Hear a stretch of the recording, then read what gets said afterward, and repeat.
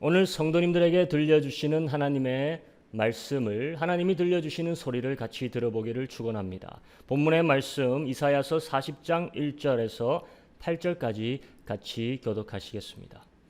너희 하나님이 가라사대 너희는 위로하라. 내 백성을 위로하라. 너희는 정다이 예루살렘에 말하며 그것에게 외쳐 고하라. 그 복역의 때가 끝났고 그 죄악의 사함을 입었느니라. 그 모든 죄를 인하여 여호와의 손에서 배나 받았느니라 할지니라. 외치는 자의 소리여 가로되 너희는 광야에서 여호와의 길을 예비하라.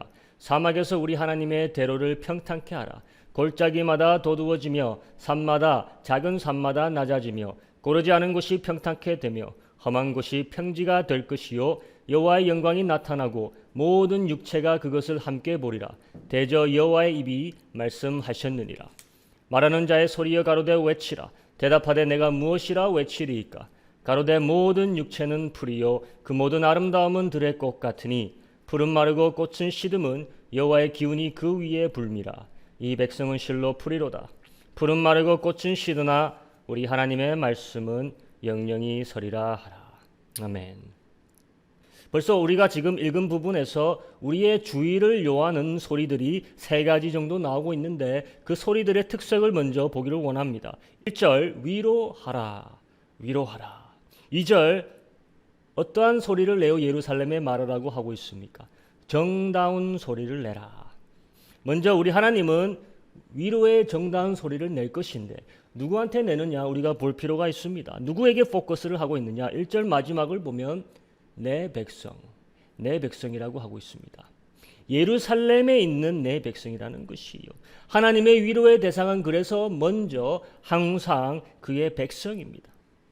그의 위로하시는 다정한 소리는 그의 백성을 위한 것입니다. 이것이 그의 마음이요 그의 바라는 것입니다.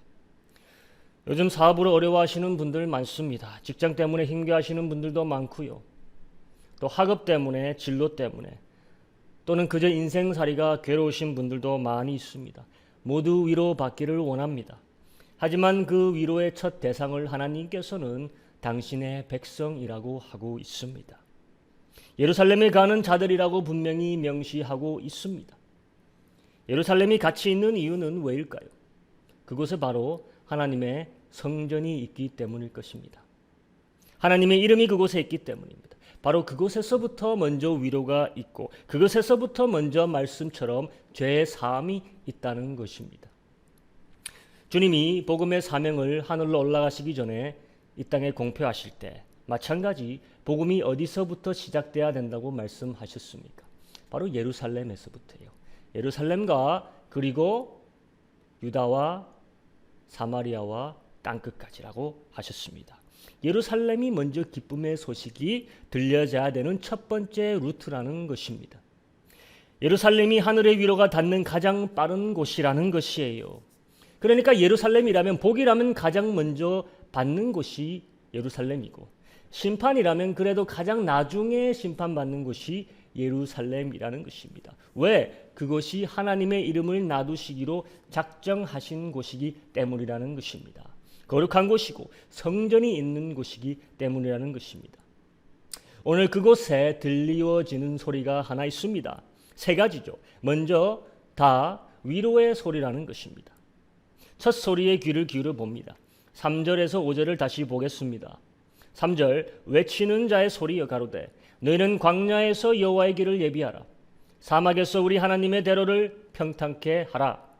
골짜기마다 도두어지며 산마다 작은 산마다 낮아지며 고르지 않은 곳이 평탄가 되며 험한 곳이 평지가 될 것이요 여호와의 영광이 나타나고 모든 육체가 그것을 함께 보리라. 대저 여호와의 입이 말씀하셨느니라. 자, 비슷한 소리를 우리가 어디서 들어봤습니까? 그렇죠. 저희가 지난주 마가복음 1장을 봤을 때 거기서 나온 선지자의 소리였죠. 광야에서 여호와의 길을 예비하는 자가 누구였다는 말이죠. 바로 침례 요한 마가복음 1장에 나왔습니다. 그런데 이 소리가 오늘 자세히 보면 침례 요한에게 국한된 그런 소리가 아니었다는 것이에요. 모든 위로받을 예루살렘 성도를 위로하기 위해서 내신 하나님의 소리였다는 것입니다. 자, 왜 위로받아야 될까요? 그것을 우리가 먼저 봐야 될 줄로 압니다. 2절에 복역의 때가 끝났다 했습니다. 죄악의 사함을 입었다. 그럼 무슨 죄에서부터이고 무슨 복역에서이냐? 우리가 그 앞장 39장으로 가면은 힌트가 나오고 있습니다. 히스기야가 바벨론의 사신에게 왕궁의 모든 것을 보여주고 하나님께 득죄한 이야기가 나오고 있는 곳이 바로 앞장 39장입니다. 그때 하나님께서 이사야를 통해 심판의 소리를 내십니다. 39장 6절 보겠습니다. 보라 날이 이르리니 네 집에 있는 모든 소유와 네 열조가 오늘까지 쌓아둔 것이 모두 바벨론으로 옮긴 바 되고 남을 것이 없으리라 여호와의 말이니라. 예루살렘의 모든 것이 털리고 모든 예루살렘의 영광이 이방에게 다 도둑맞고 넘겨질 거라는 말이에요. 네 자손들까지도 다음 절에 보면은 바벨론을 끌려가서 왕궁에서 환관이 될 거라고 하고 있습니다. 대표적인 예로 여러분 다니엘과 세 친구가 있죠. 환관이 되죠. 가장 똑똑하고 고상한 사람들에게 일어난 일이 왕궁의 환관이 되는 일인데 그저 평범한 사람에게는 얼마나 끔찍한 일이 일어났겠습니까? 그때가 이 시기에 아직 일어나지 않았지만은 우리 하나님은 벌써 그때를 위해서 위로의 말씀을 우리에게 전해주고 계시는 겁니다. 복역의 때, 사로잡힘의 때가 끝났고 너희 죄악의 사함을 입었다. 자, 이것만으로도 큰 위로가 되고 기쁨이 가중되고 있는데 거기에 상상할 수 없는 더 큰 위로를 더해 주십니다. 우리 하나님이 이렇다는 말이에요. 하나님의 위로는 빈말의 소리가 아닙니다. 정다운 빈말이 아니에요. 우린 위로한답시고 괜찮니? 뭐 괜찮아질 거야? 조금만 힘내. 물증과 구속력이 없는 형식적인 위로를 우리는 자주 하게 되지만 하나님의 위로는 실체가 있다는 걸 여러분 아셔야 됩니다. 포로의 생활이 끝나고 너희의 죄가가 탕감이 됐고 이제는 무엇보다도 더 놀라운 선물을 내가 너희에게 주겠다 약속하시는 거예요. 그 선물을 받을 준비를 위해서 하시는 소리가 3절과 4절이죠. 너희는 광야에서 여호와의 길을 예비하라. 사막에서 우리 하나님의 대로를 평탄케 하라. 골짜기마다 도두어지며 산마다 작은 산마다 낮아지며 고르지 않은 곳이 평탄케 되며 험한 곳이 평지가 될 것이요. 아니 도대체 무슨 선물을 주시려고 하시길래 온 성도들을 총동원해서 국토대공사를 하라고 명하십니까? 광야에 가서 길을 닦고 사막에 가서 도로를 깔으라. 모든 성도로 아무도 가지 않는 그곳으로 가서 길을 내라고 하는 거예요. 좁은 오솔길이 아니라 대로 하이웨이를 깔아라. 이것이 우리가 해야 될 일이요 우리의 준비라는 것입니다. 광야와 사막이 어떤 곳입니까 여러분? 그곳은 척박한 곳이고 살기 힘든 곳이에요. 하지만 믿음의 성도들은 모두 한결같이 광야의 사막에서 하나님으로 가는 길에 들어섰던 사람들입니다. 아브라함이 그랬고 모세가 그랬고요. 다윗이 그랬고 엘리야가 그랬습니다. 침례요한이 그랬고 예수님도 그랬고요. 그들의 제자들도 마찬가지였습니다. 육신이 거하기에 모든 것이 부족하게 보이는 것이 광야와 사막이죠. 그들은 하나님으로 가는 대로를 바로 그런 척박한 곳에서 이은 자들이었다 이것입니다. 그리고 또한 이 대로는 따로 짓는 것이 아니라는 것입니다. 지금도 이어지고 있는 대로예요. 한 대로입니다. 또 다른 도로를 각자 짓고 있는 것이 아니라 아브라함도 모세도 엘리야도 그리고 모든 신앙의 선배들도 한결같이 나도 동참하여 짓고 있는 한 대로라는 것입니다. 도시에 있는 대로가 아니죠. 시장 번화가에 있는 대로가 아니라는 것입니다. 날마다 믿음의 테스트가 요구되는 사막과 광야의 이 길이 오늘도 놓여지고 있는 것을 여러분 아셔야 됩니다. 그런데 이 공사 과정에서 놀라운 것은 초자연적인 일들이 일어난다는 것이에요. 4절을 보니까 이런 말씀이 있죠. 골짜기들이 메워진다는 것이요. 움푹 파여서 건너지 못할 것 같은 그 깊었던 골짜기들이 메워진다는 것이에요. 오르기 힘들었던 그렇게 거대한 높았던 산들이 낮아진다는 것이에요. 고르지 않았던 그 험한 지대가 평탄케 된다는 것입니다. 여기서 우리는 놀라운 진리를 발견하죠. 하나님은 우리의 힘으로 그 대로를 완성하는 것이 불가능한 것을 이미 아십니다. 왜 산들이 낮아지고 왜 골짜기들이 메어져야겠습니까? 도로를 많이 만드시는 분들은 아실 거예요. 골짜기와 산들과 고르지 않은 그 지대들이 도로 공사에 얼마나 난관인지를. 그러나 이 도로는 사람이 주인이 아니라고 했습니다. 누가 주인이죠?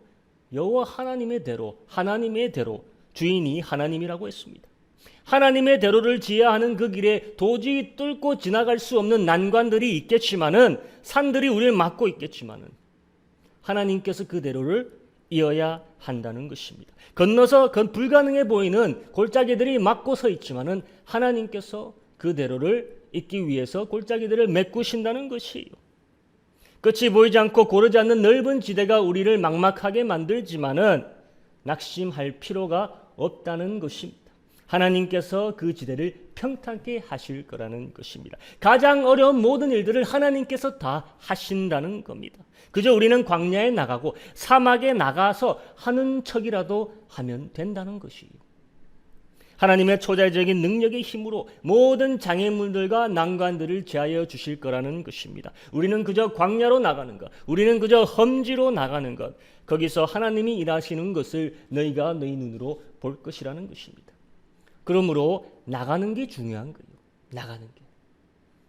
그럼 누구의 길을 준비하겠다고 나간다는 게 중요하다는 것입니까? 도로가 있으면 도로 위에 통행하는 자들이 있겠죠. 그게 물건이든 자동차든 사람이든. 바로 그것이 선물의 그 핵심입니다. 누가 그 도로 위에 나타날 거냐 이것입니다. 5절에 분명히 말씀하고 계시죠. 40장 5절, 여호와의 영광이 나타나고 모든 육체가 그것을 함께 보리라. 대저 여호와의 입이 말씀하셨느니라. 대로를 타고 나타날 것이 무엇이라는 것입니까? 바로 여호와의 영광이요. 여호와의 영광이 나타난다. 여호와의 영광이 포로된 자들, 죄산받은 자들에게 주어질 위로의 선물이라는 것입니다. 여호와의 영광이 발가벗겨져 끌어져 갔던 그 포로들에게 나타난다. 여러분, 이 단어를 주의 깊게 보십시오. 나타난다, 이 단어는 갈라라는 히브리어로 벗겨지다예요. 발가벗겨지다입니다. 감춰지고 보이지 않았던 하나님의 영광이 적어도 이 땅의 한 구석에 있었습니다. 성전 안에요. 가장 깊숙한 곳 지성소에 꼭꼭 숨겨져서 혹시 누구라도 볼까 봐 베일에 쌓여서 1년에 한 번, 그것도 대제사장만 갈 수 있는 곳이었어요. 보통 사람 죽을 때까지 한 번도 보지 못하고 죽습니다. 그런데 지금 나타난다는 게 무슨 말이냐? 발가벗겨지다요. 발가벗겨지다. 더 이상 숨겨지지 않을 거다. 더 이상 막혀지지 않을 거다. 너희에게 적나라하게 다 전부 공개되어질 거다. 아멘. 여호와의 영광이 발가벗겨져서 세상에 공개되어질 게 우리의 위로의 선물의 핵심이라고 말씀하고 계십니다. 그래서 40장은 누구에 대해서 말씀하시는 것입니까? 우리가 이제 알아야 됩니다. 왜 마가복음 1장에 바로 이 이사야서의 말씀을 얘기하고 있었겠습니까? 여호와의 영광으로 오신 육체가 있습니다. 두 발로 걸어서 온 이가 있다는 것이요. 이는 내 사랑하는 아들이니, 하늘에서 소리가 났죠. 이는 내가 저를 기뻐하는 자로다. 아버지의 모든 영광은 아들입니다. 하나님의 영광을 우리 육신의 눈이 감당하고 살 수 없습니다. 하나님의 영광이 가려진 이유가 뭐냐? 우리가 죽기 때문이에요. 여호와의 영광이 타락한 육신에게 나타나는 날, 그것은 선물이 아니라 저주가 됩니다. 생명이 아니라 죽음입니다. 구원이 아니라 심판이요. 그런데 오늘 여호와의 영광이 나타나는데 육체를 입었다는 거예요. 그러니까 모든 육체가 그것을 보고 죽게 되는 게 아니라 살게 될 수 있다는 것입니다. 우리가 보고 만지고 듣고 느낄 수 있는 형체로 우리 여호와의 영광이 우리에게 나타났다는 것입니다. 그래서 5절 뭐라고 이야기하느냐? 모든 영이 그것을 볼 게 아니라 모든 육체가 그것을 보리라 라고 말씀하고 계십니다. 육체니까 육체가 볼 수 있다는 것이에요. 여호와의 영광이 이제는 육체가 되었다는 말씀입니다. 대저 여호와의 입이 말씀하셨느니라.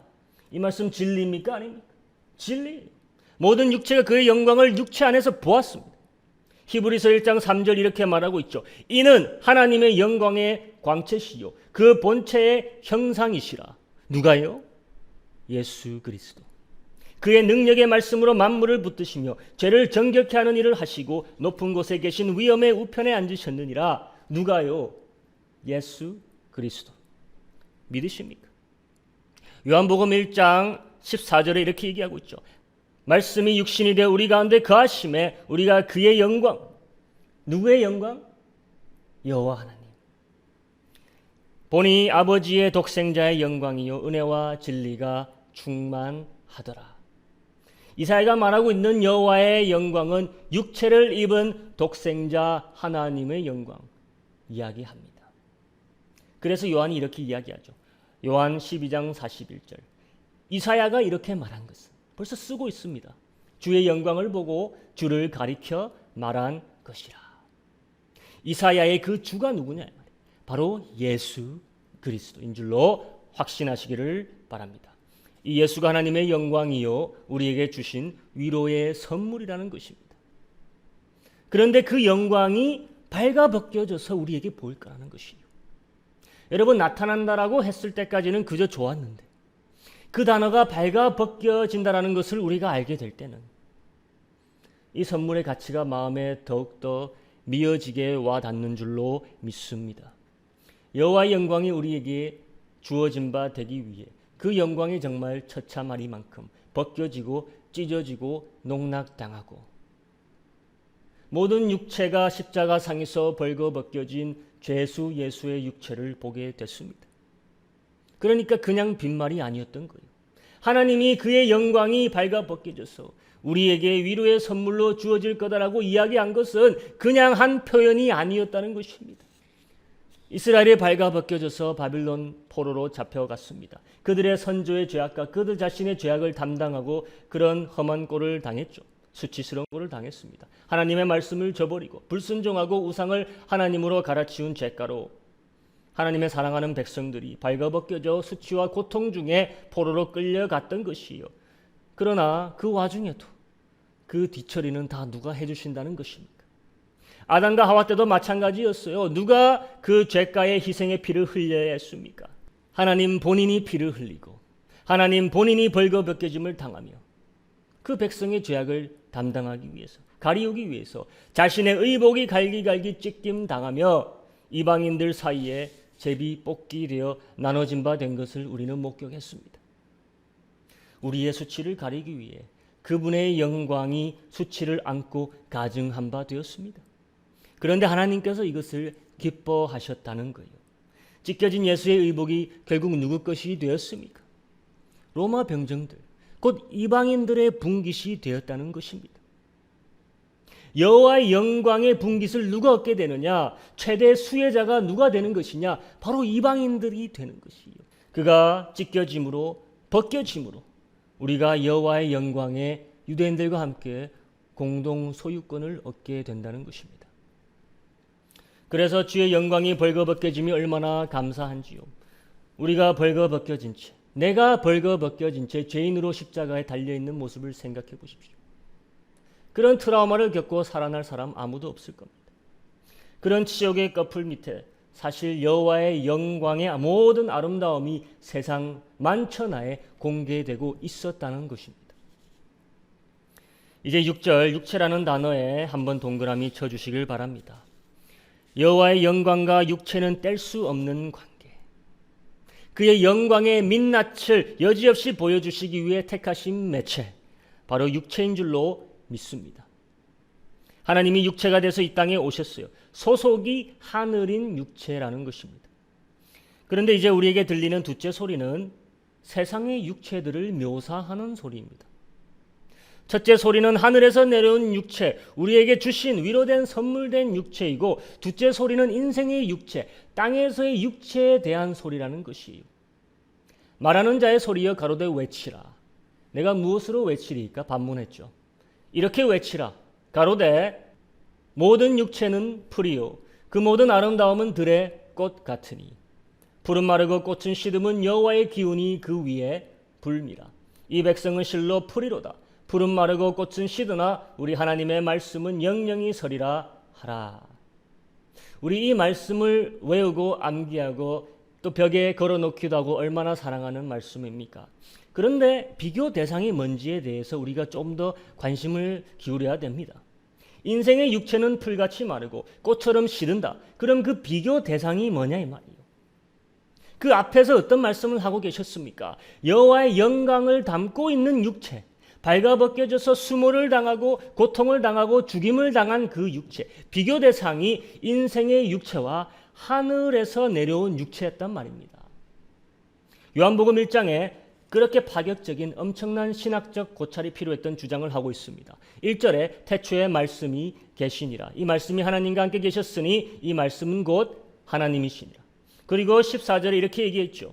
이 말씀이 육신이 되어 우리 가운데 거하심에 우리가 그 영광을 보니. 그런데 요한복음에 이런 구체적인 말씀이 있기 전에 벌써 구약에 우리에게 이미 말씀하고 있었다는 것입니다. 푸른 마르고 꽃은 시드나 우리 하나님의 말씀은 영영이 서리라. 마르고 시들 땅의 육체와 비교 대상이 무엇이냐? 말씀이 되신 하늘 육체, 우리에게 선물로 보내주신 벌거벗겨진 육체, 여호와의 영광의 육체, 그 말씀이 육체가 되고 이제 이 육체가 영원할 수밖에 없는 이유를 증거하는 소리예요. 이 소리도 마찬가지예요. 무슨 신학적 고찰에 빠져보라고 주신 말씀이 아닙니다.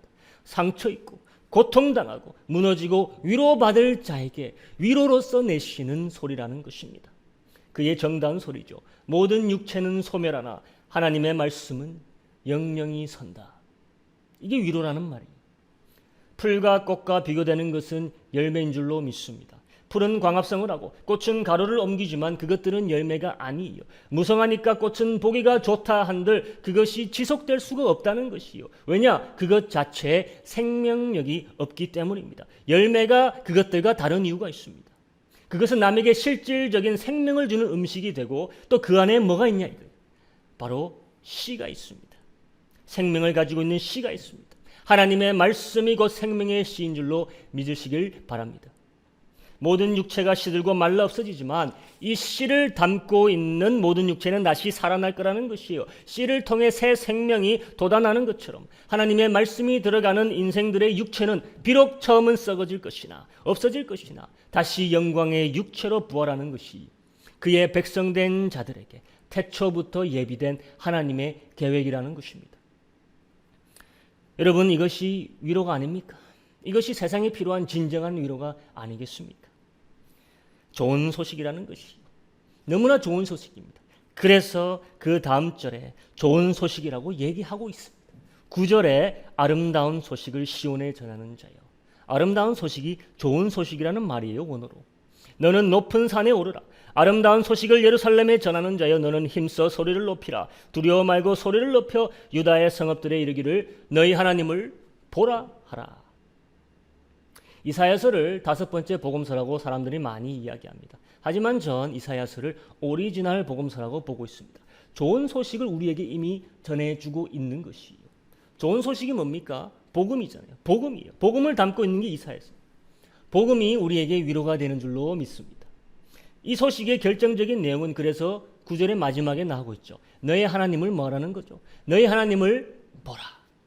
Behold your God. 보라라는 거예요. 너희 하나님을 쳐다보라는 거예요. 많은 열매를 맺고 많은 생명을 내시기 위해 썩어질 한 알의 씨앗이 되기 위해 오실 그 하나님, 우리 주 예수 그리스도를 보라. 바라보라. 풀과 같고 꽃과 같은 인생에게 부활을 주시기 위해 오시는 너의 하나님을 보라 이것입니다. 침례 요한의 소리에서 세상 죄를 지고 가는 하나님의 어린 양을 보라. 오늘 이사야서는 직접적으로 이야기하고 있다는 것입니다. 그가 너의 하나님이라는 것이. 그를 보라. 이것이 두 번째 우리에게 내시는 하나님의 위로의 소리인 줄로 믿습니다. 그런데 그 위로가 아직 끝나지 않았어요. 세 번째 소리가 있습니다. 10절에서 11절 같이 읽습니다. 보라, 주 여호와께서 장차 강한 자로 임하실 것이요 친히 그 팔로 다스리실 것이라. 보라, 상급이 그에게 있고 봉이 그 앞에 있으며 그는 목자같이 양무리를 먹이시며 어린 양을 그 팔로 모아 품에 안으시며 젖먹이는 암컷들을 온순히 인도하시리로다. 여러분, 주가 오시는 것도 우리에게 위로이죠. 그가 강한 힘을 가지고 다스릴 것도 우리에게 위로가 됩니다. 그가 다스리시면 더 이상 우리가 남에게 다스림 받을 이유가 없습니다. 이 위로가 점진적으로 더 커지고 있는 양상입니다. 주가 강한 자로 오시는 것, 그리고 이제 그가 다스리는 것, 그리고 마지막으로 어떤 말씀이 나오냐? 그에게 상급이 있고 그에게 보응이 있다는 소리를 하고 계십니다.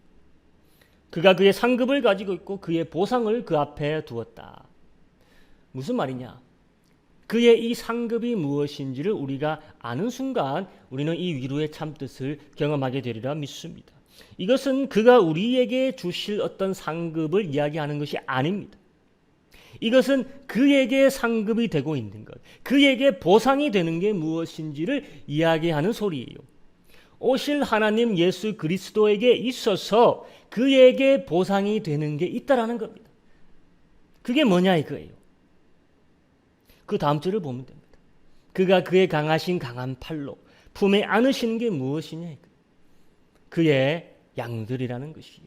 그는 목자가 되어서 어린 양들을 그 팔로 품에 껴안으시고 젖먹이는 암컷들을 온순히 인도하신다고 말씀하고 계십니다. 그럼 그의 상급이 뭐냐? 이 세상에 와서 세상으로 그의 영광을 보인 그 수고를 감내하신 하나님의 상급이 뭐냐? 바로 양물이라는 것입니다. 어린 양들과 젖먹이는 암컷들. 여러분 야곱의 이야기 기억나십니까? 야곱이 삼촌집에서 그렇게 수십 년을 고생했을 때 하나님이 그의 고난을 감찰하시고 그의 상급으로 삼촌의 집에서 무엇을 떼서 그에게 허락하십니까? 바로 양들이에요. 아롱진 것들, 다롱진 것들, 새끼들, 그들을 인도하여 분리하여 그들을 내 것이라 하여 야곱은 가나안 땅으로 이끌고 가는 것입니다. 천사가 군대를 이끌고 가는 것을 그 길에서 보았어요. 그게 무슨 말이냐? 야곱의 그 어린 것들이 하나님의 군대다.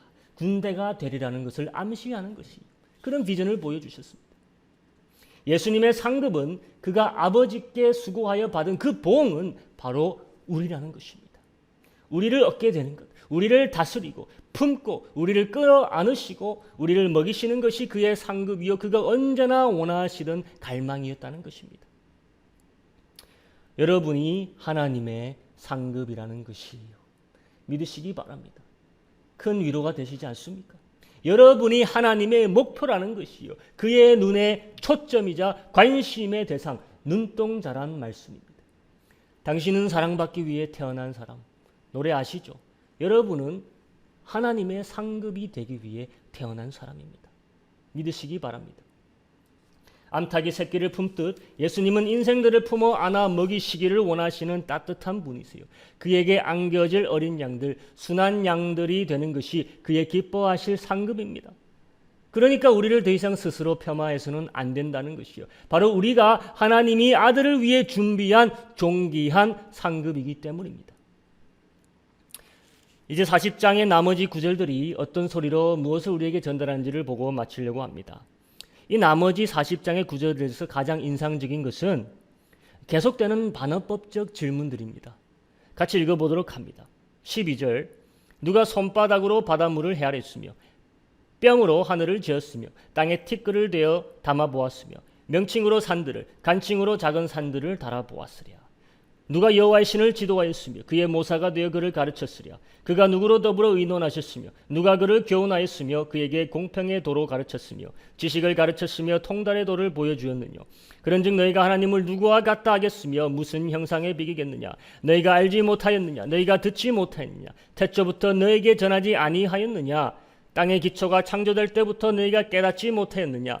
너희는 눈을 높이 들어 누가 이 모든 것을 창조하였나 보라. 주께서는 수요대로 만상을 이끌어내시고 각각 그 이름을 부르시나니 그의 권세가 크고 그의 능력이 강함으로 하나도 빠짐이 없느니라. 계속 이 질문에서 무엇을 물어보고 있습니까, 여러분? 누가